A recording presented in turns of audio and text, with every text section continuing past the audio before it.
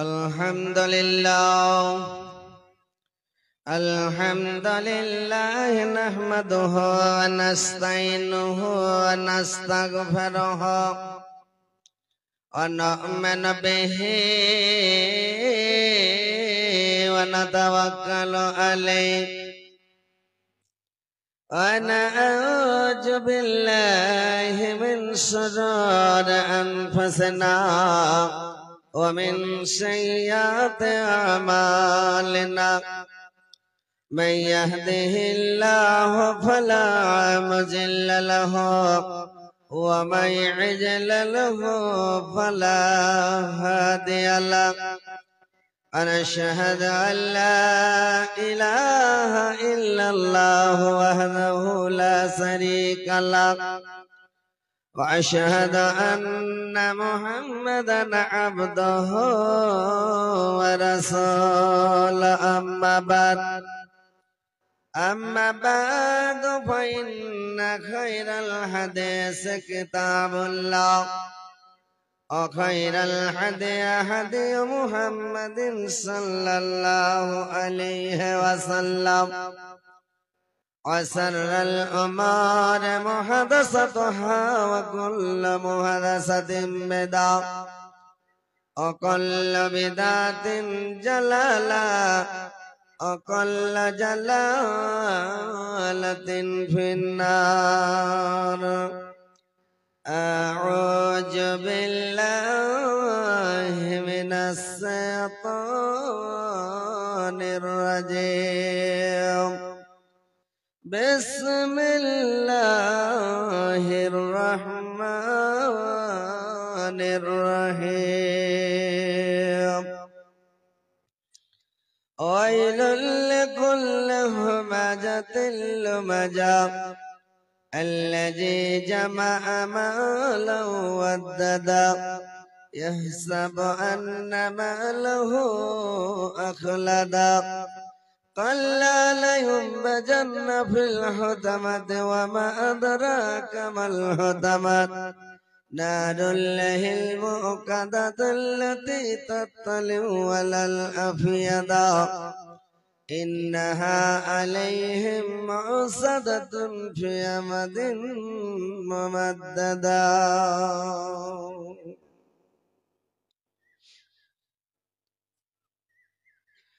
আমার মনের মাঝে কত যে বেদনা জানো আল্লাহ তুমি জানো আর তো কেহ জানে না জানো আল্লাহ তুমি জানো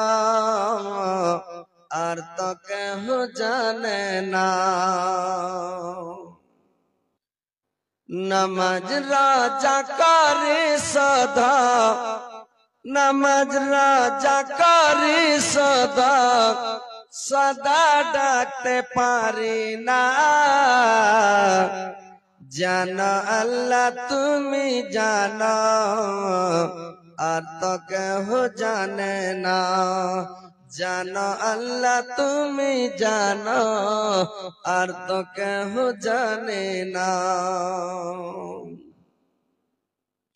কোরআন হাদিসের মাঝে কোরআন হাদিসের মাঝে পেয়েছি গত মাকে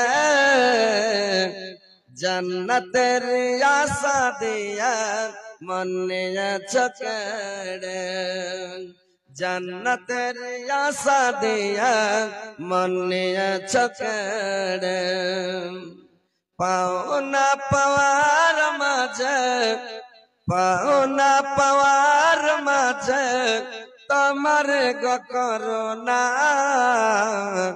জানো আল্লাহ তুমি জানো আর তো কেহ জানে না জানো আল্লাহ তুমি জানো আর তো কেহ জানে না আমার মনের মাঝে আমারি মনের মাঝে কত যে বেদনা জানো আল্লাহ তুমি জানো আর তো কেহ জানে না। জানো আল্লাহ তুমি জানো আর তো কেহ জানে না।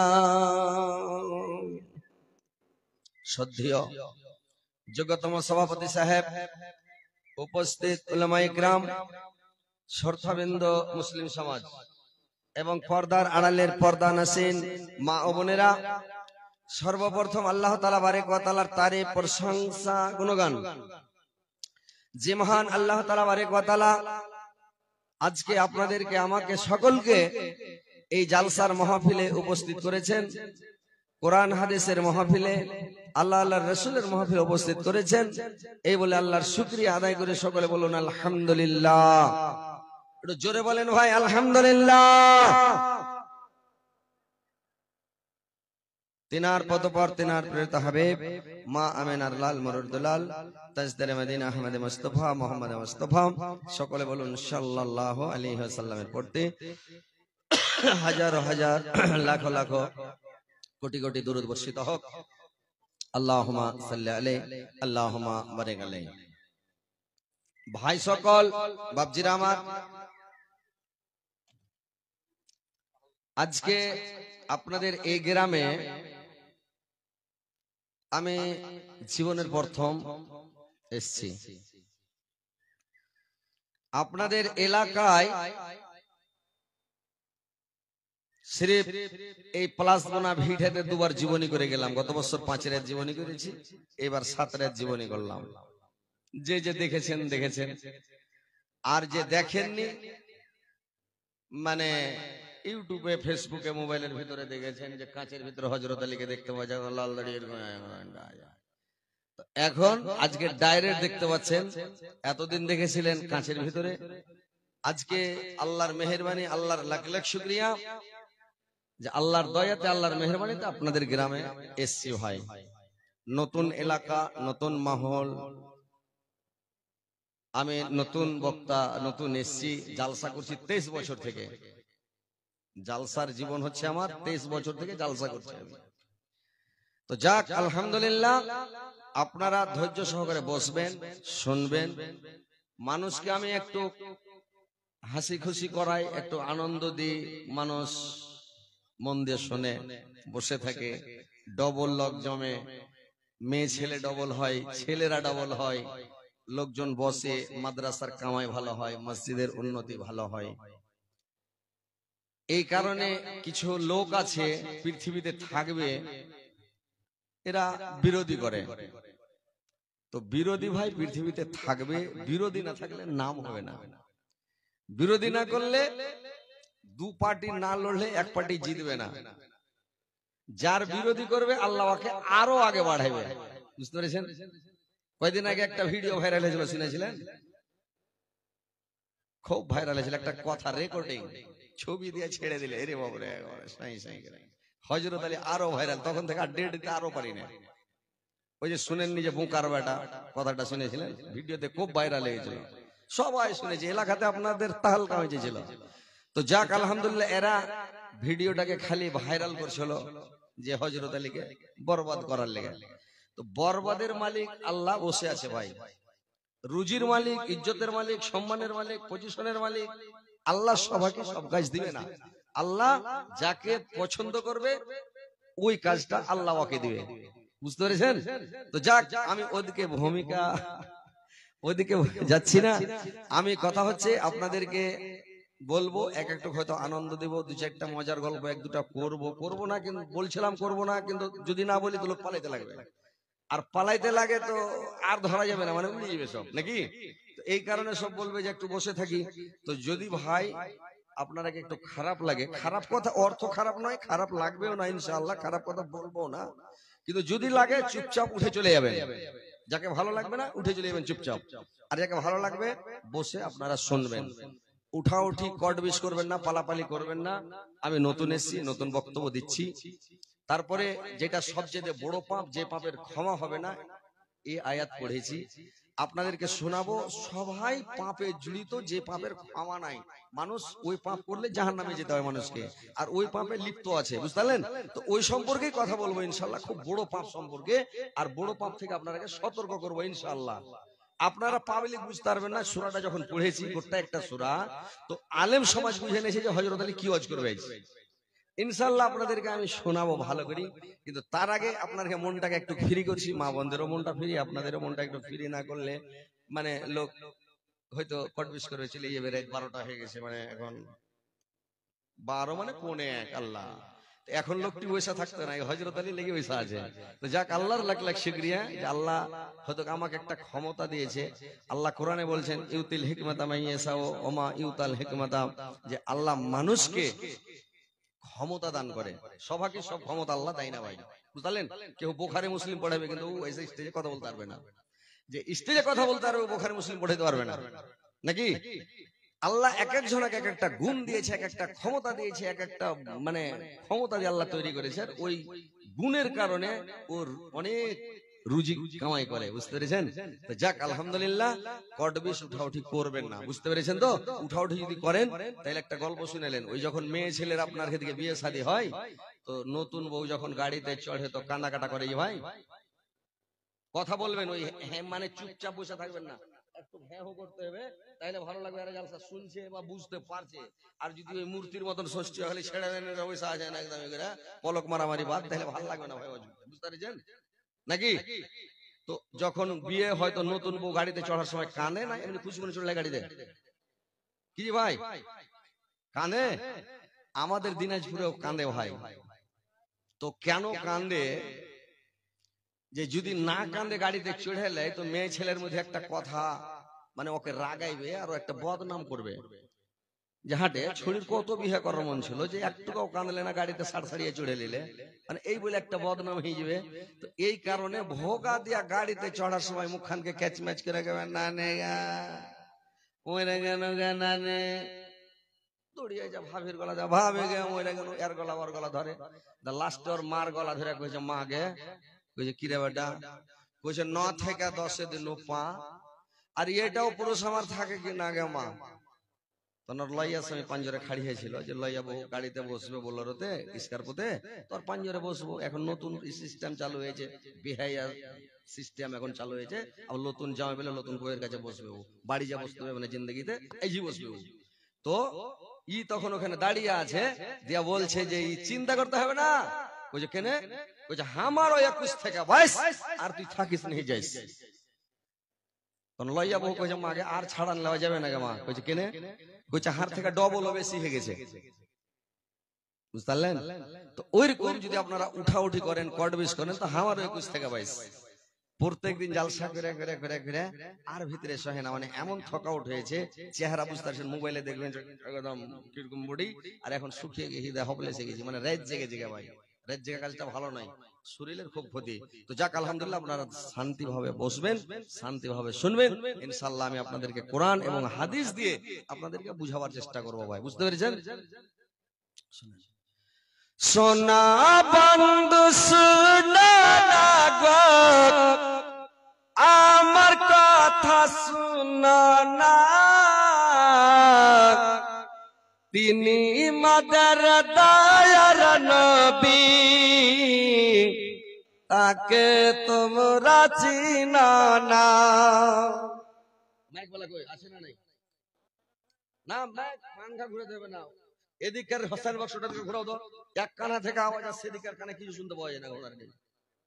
ওটা হোসেন বক্সে মনে ঘোরাও, আমার ঘোরাও, এটা খালি আওয়াজ হয়ে যাবে, আওয়াজ আসে না, কান্নি হয়ে গেছে আওয়াজটা। আপনারা বসছেন কান্নি হ্যাঁ, আওয়াজ আসছে এরকম কান্নি হ্যাঁ। সোনা বান্দা সোনা না গো,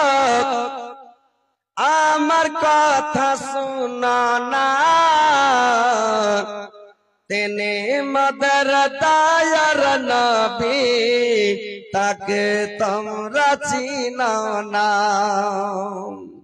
দয়ার নবী অহদ প্রান্তক ধর্ম যুদ্ধ করেছেন,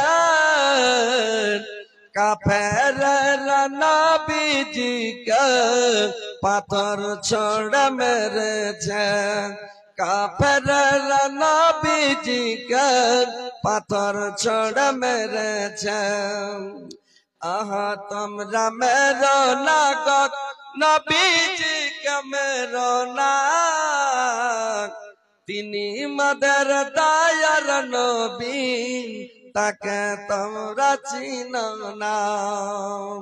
তিনি মাদের দয়ার নবী, তাকে তোমরা চিনো না।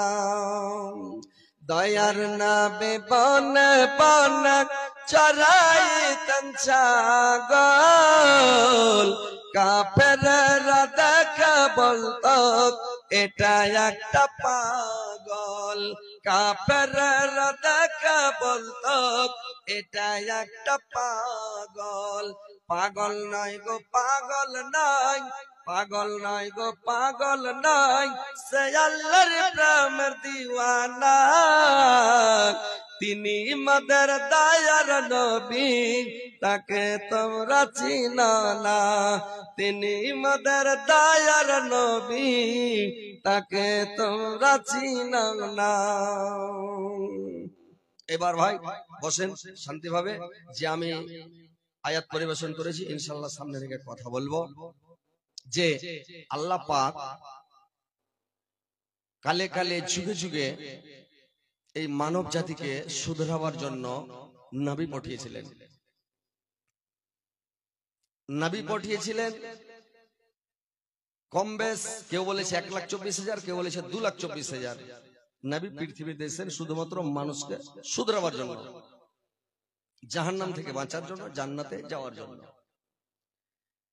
1,24,000 নবীর কাছে 104 খানা গ্রন্থ এসেছেন, 104 খানা কিতাব এসেছেন। তো আল্লাহ পাক 1,24,000 নবীর সরদার যিনি, যেই নবী, সে হচ্ছে আমাদের আখেরি নবী জনাবে মুহাম্মদ রাসূলুল্লাহ, বলুন সাল্লাল্লাহু আলাইহি সাল্লাম। আর 104 খানা গ্রন্থের মধ্যে সবচাইতে সরদার গ্রন্থ, দামি গ্রন্থ, সবচাইতে মূল্যবান গ্রন্থ, সব গ্রন্থের সরদার, যেটা হচ্ছে আল কোরআন। তো এই কোরআনে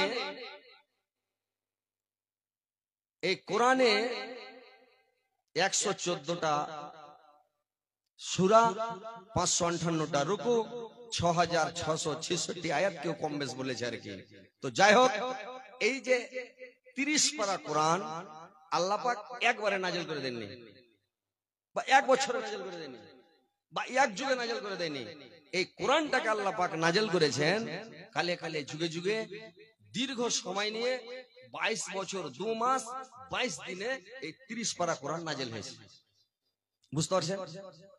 তাইলে আল্লাহ পাক নাযিল করলেন যখন যেটা দরকার, যখন যেটা প্রয়োজন, যেটা যখন দরকার ওই সময় ওই আয়াত নাযিল করেছেন, যখন যেটা দরকার ওটা নাযিল করেছেন, এইভাবে ভাবে নাযিল করেছেন। তো এই সূরাটার নাম হচ্ছে হুমাজা। তো এই সূরাটাকে আল্লাহ নাযিল করলেন কয়েকটা মহাপাপী খতরনাক গুন্ডার কারণে নাযিল করেছেন। বুঝতে পারলেন? কয়েকটা খতরনাক গুন্ডার ব্যাপারে, মস্তানের ব্যাপারে এই সূরাটা নাযিল হয়েছে। এরা যখন আল্লাহ রাসূলকে দেখতেন, তো দেখলে মুখের আগা দিকে লাম টান বলে অপমান করতেন। পাশ দিয়ে যখন চলে যেতেন তখন আর চোখে এরকি মারত, মজাক করত, ঠাট্টা করত, রম তামাশা উড়াতো। তো এই ব্যাপারে মানে সামনাসামনি অপমান করত, চলে গেলে পার্সোনাল ওয়ার বদনাম করত, গীপত করত। তো এই কারণে আল্লাহ পাক এই সূরাটাকে নাযিল করলেন। তো বলছেন আল্লাহ পাক, শুনেন সূরাটার ভিতরে কি বলছেন। বিসমিল্লাহির রহমানির রহিম। ওয়াইলুল লিকুল্লি হুমাজাতিল লুমাজা। দুর্ভোগ রয়েছে প্রত্যেকের জন্য যারা মানুষকে সামনাসামনি অপমান করে এবং পিছনে তার গীপত করে, পরনিন্দা করে। নিল্লাজি জামা মালা ওয়াদাদা। আর যারা মালগুলোকে গুনে গুনে গুনে গুনে জমা করে, ইয়াহসাবু আন্না মালাহু আখলাদা। আর যারা মনে করে আমার মাল, আমার ধন, আমার সম্পদ, আমার পদ চিরস্থায়ী আমার কাছে থাকবে, আমার হয়ে থাকবে, এই জন্য আল্লাহ বলছেন কাল্লা লা ইউমবাজান্না ফিল হতামাত, কখনো নয়, অবশ্যই তাকে হতামতে ফেলা হবে। ওয়া মা আদরাকা মাল হতামাত, হতামাত কি জিনিস জানো? হতামাত কি জিনিস শোনো, নারুল্লাহিল মুকাদা, সেটা হচ্ছে আল্লাহর বিরাট জ্বলন্ত আগুন। আল্লাতী তাত্তালিউ আলাল আফিয়াদা, আগুনকে তাদের উপরে চাপিয়ে দেওয়া হবে। ইন্নাহা আলাইহিম মুসাদাতুন, চতুর্দিক থেকে বেড়া টাটি হয়ে আগুনে ঘিরে নেবে রে ভাই। ফি আমাদিন মুমাদ্দাদা, আর বাড়কা খাম্বাতে, কেউ বলেছে আগুনের খাম্বা, কেউ বলেছে পিতলের খাম্বা, কেউ বলেছে লোহার খাম্বা, ওতে গলা পেঁচে দিয়ে জিঞ্জির দিয়ে তাদেরকে বেঁধে দেওয়া হবে। গুনাহগার পাপিষ্টি বেদিন মুশরিকদেরকে তাদেরকে ওই জাহান্নামে বেঁধে দেওয়া হবে রে ভাই। তো এই ব্যাপারটা আল্লাহ পাক বললেন, দুটা শব্দ বললেন প্রথম আয়াতে হুমাজাতিল লুমাজা, আল্লাহ পাক বললেন হুমাজা।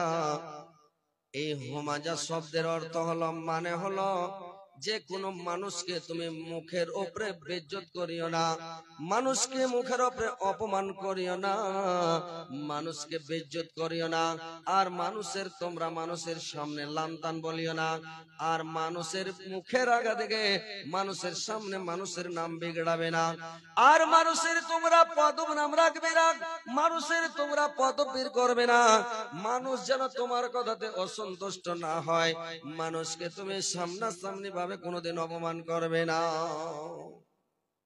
মানুষকে অপমান করা বিশাল বড় গুনাহ, বিশাল বড় অপরাধ।